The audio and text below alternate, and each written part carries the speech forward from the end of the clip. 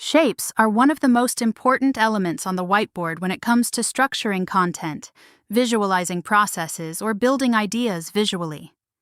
You can find shapes in the left toolbar.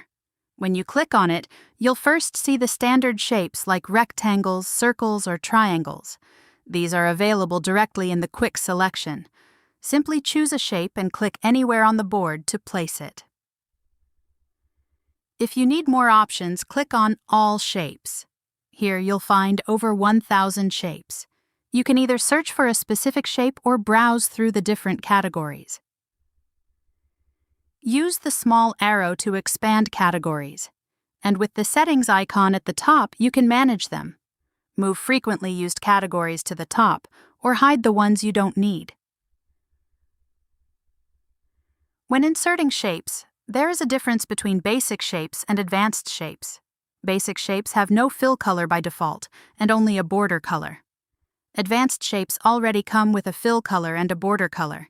You can adjust these settings at any time. Choose from predefined colors, create your own, and even set them as default. On the board, shapes can be edited just like any other object. Let's take a quick example. We add a rectangle to the board.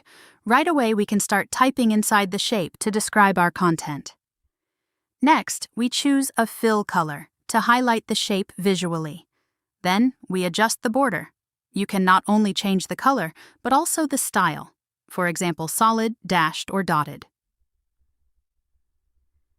Now, let's resize the shape. By dragging the edges, you can adjust the width or height.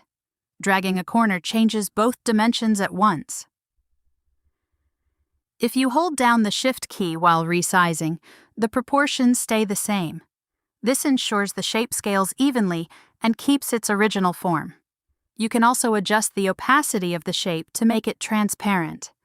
This is especially useful when you want to highlight content without completely covering other elements on the board. With these options, you can use shapes to clearly structure your content and build visually organized boards.